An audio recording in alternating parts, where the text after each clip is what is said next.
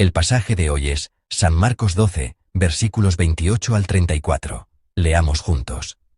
Acercándose uno de los escribas, que los había oído disputar, y sabía que les había respondido bien, le preguntó: ¿Cuál es el primer mandamiento de todos? Jesús le respondió: El primer mandamiento de todos es: Oye, Israel, el Señor nuestro Dios, el Señor uno es, y amarás al Señor tu Dios con todo tu corazón, y con toda tu alma, y con toda tu mente, y con todas tus fuerzas. Este es el principal mandamiento, y el segundo es semejante: amarás a tu prójimo como a ti mismo. No hay otro mandamiento mayor que estos. Entonces el escriba le dijo: Bien, maestro, verdad has dicho, que uno es Dios, y no hay otro fuera de él, y el amarle con todo el corazón, con todo el entendimiento, con toda el alma, y con todas las fuerzas, y amar al prójimo como a uno mismo, es más que todos los holocaustos y sacrificios. Jesús entonces, viendo que había respondido sabiamente, le dijo: No estás lejos del reino de Dios, y ya ninguno osaba preguntarle. Amén. El pasaje de hoy comienza con la historia de un escriba que se acerca a Jesús y le hace una pregunta. Aquí, el escriba no era simplemente alguien que escribía. En hebreo, era una persona llamada sofer. Originalmente, en los tiempos del Antiguo Testamento, la palabra sofer se refería a los funcionarios que registraban los documentos y la administración del rey. Sin embargo, durante el período del exilio babilónico, el templo fue destruido, y el centro de su vida se trasladó del templo a la ley. Para preservar la ley como el centro de la vida de los judíos, estos escribas se convirtieron en expertos de la ley que la estudiaban, la transcribían y la enseñaban. Eran maestros de la Biblia que estudiaban e interpretaban las escrituras para enseñarlas al pueblo, y a veces también desempeñaban el papel de jueces y juristas, emitiendo veredictos basados en los estándares de la ley. De hecho, los escribas eran personas extremadamente diligentes y puras, hasta el punto de contar el número de letras cada vez que transcribían las escrituras y de bañarse por completo cada vez que aparecía el nombre de Dios. En la época de Jesús, los escribas eran líderes religiosos respetados por el pueblo, que enseñaban la palabra en las sinagogas y participaban en el Sanedrín.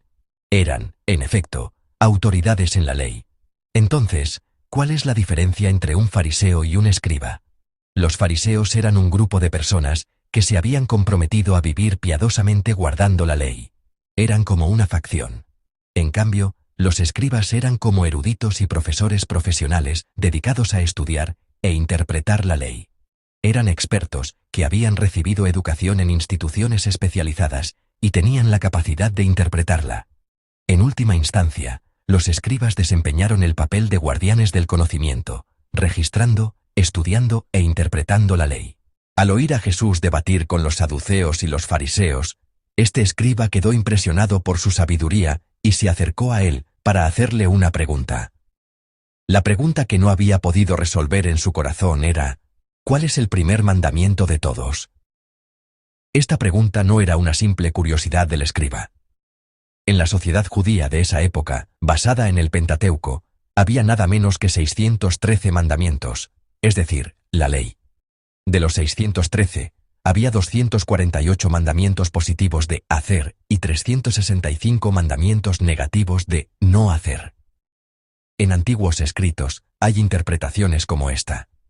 Se dice que el número 248 es la suma de los huesos y órganos de nuestro cuerpo, representando los mandamientos positivos que deben ser grabados en nuestro cuerpo. Y se dice que el 365, que corresponde al número de días en un año, o simboliza el número de vasos sanguíneos y venas en nuestro cuerpo, representa las prohibiciones que deben ser grabadas cada día, cada momento y en cada vena. Combinando esto, ellos expresaban una confesión de fe integral, que significaba que debían guardar los mandamientos durante los 365 días del año, todo el tiempo, y con cada uno de los 248 miembros de su cuerpo. Entre los rabinos, nunca cesaban los debates y discusiones sobre cuál de estas numerosas leyes era la más importante. Decían: esto es más importante, aquello es más importante, esto es superior, aquello es inferior. Por eso, La pregunta del escriba que se acercó a Jesús hoy era de esta naturaleza. Le preguntó a Jesús: ¿cuál es el mandamiento más esencial de todas estas numerosas leyes? ¿Cuál cree que es el mandamiento que Dios considera verdaderamente importante? Ante su pregunta, Jesús responde sin la menor vacilación. Es la palabra de Deuteronomio 6, versículos 4 al 5.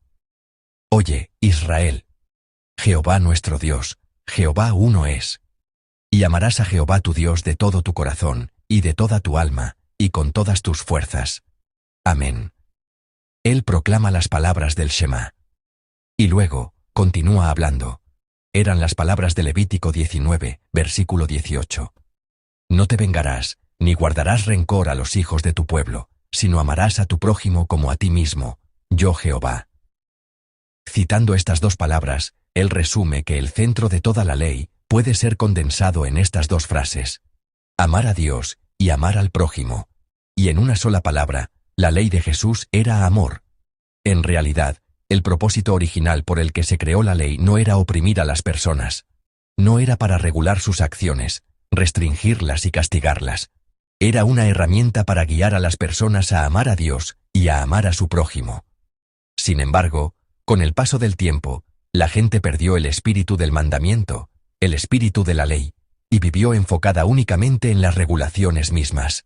Por ejemplo, Dios dio el mandamiento de acuérdate del día de reposo para santificarlo. Él nos concedió el descanso del Sabbat para que a través de él pudiéramos descansar, conversar con Dios, darnos cuenta de quiénes somos y luego vivir con fuerza en el mundo.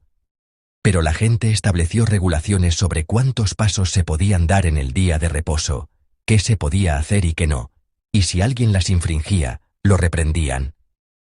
Lo mismo ocurre con el mandamiento de no matarás. Perdieron el corazón de Dios que hay en ese mandamiento, el de amar al prójimo y respetar la vida, y cayeron en el legalismo, de pensar que bastaba con no matar a alguien directamente, reduciendo así su significado.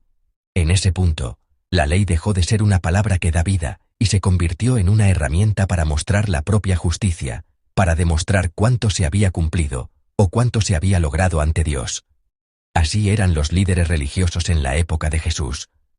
Parecían personas que guardaban la ley rigurosamente, pero en realidad se habían alejado de amar a Dios y a su prójimo. Por eso, Jesús proclama una vez más el centro de la ley. Deben amar a Dios y amar al prójimo. El amor del que habló Jesús no se refiere únicamente al ámbito emocional. Durante su ministerio público, él habló constantemente del amor como algo que debe determinar nuestras acciones, elecciones y la dirección de nuestra vida. Amar a Dios no termina con la simple confesión durante el culto de Dios te entrego mi corazón. Nos pide que lleguemos al punto de entregar a Dios nuestros pensamientos, nuestro tiempo y las prioridades de nuestra vida.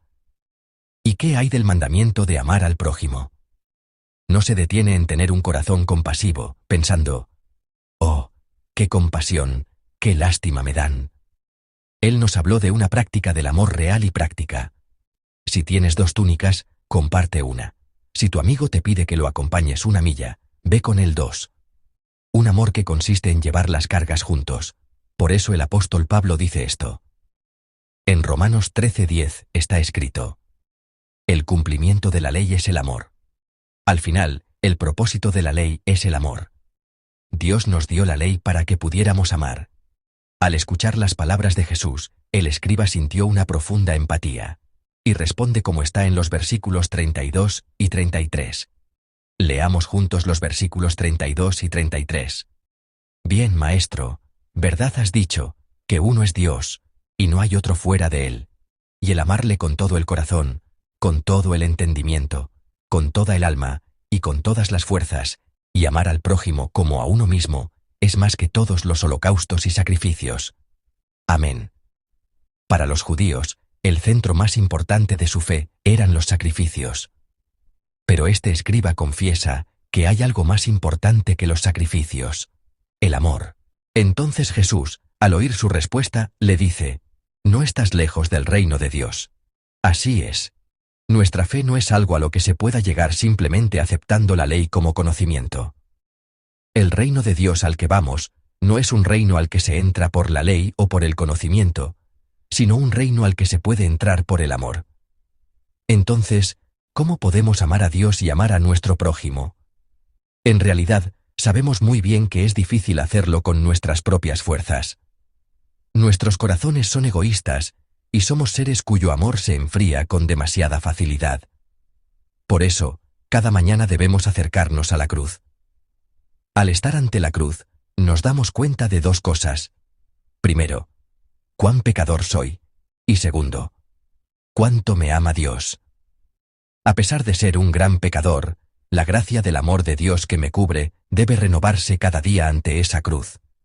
Jesús no fue simplemente alguien que enseñó sobre el amor, sino alguien que lo demostró con su propio cuerpo. Se convirtió en amor, hasta el punto de dar su propia vida. Solo cuando experimentamos el amor de la cruz, nuestra vida, nuestro corazón y nuestras acciones comienzan a cambiar. En el nombre del Señor, los bendigo para que experimenten la gracia de la cruz cada mañana. Cuando oramos y suplicamos cada día, diciendo: Señor, no puedo hacerlo por mí mismo. Señor, no puedo mantenerme en pie. Sin embargo, ayúdame para que la gracia de la cruz me cubra. Podremos avanzar hacia una vida de amor a Dios y al prójimo. Amados hermanos y hermanas, espero que esta palabra ilumine hoy nuestros corazones. ¿Acaso no habrá en nuestra fe algo a lo que nos aferramos solo por formalidad? ¿Acaso no tenemos conocimiento bíblico y hábitos religiosos, pero nos falta el fruto del amor? Que esta mañana sea un tiempo para reflexionar si, aunque realizamos el acto religioso de adorar, no se ha enfriado nuestro corazón de amor que se entrega verdaderamente a sí mismo y se confía por completo a Dios. Si, aunque nos reunimos con la gente y tenemos encuentros, no se ha enfriado nuestro ardiente amor por ellos. Los bendigo en el nombre del Señor. La esencia de la fe es el amor. Espero que ustedes y yo vivamos este día recordando estas dos cosas: amar a Dios y amar al prójimo. Deseo que sea un día en el que disfrutemos plenamente de la libertad en Dios, en el que ofrezcamos una palabra cálida a alguien, llevemos juntos la carga de alguien y enjuguemos las lágrimas de alguien. Así, oro en el nombre del Señor para que ustedes y yo tengamos un día bendecido, viviendo una fe que no olvida la esencia de que el reino de Dios viene a todos los lugares donde estamos, una fe que se perfecciona en el amor.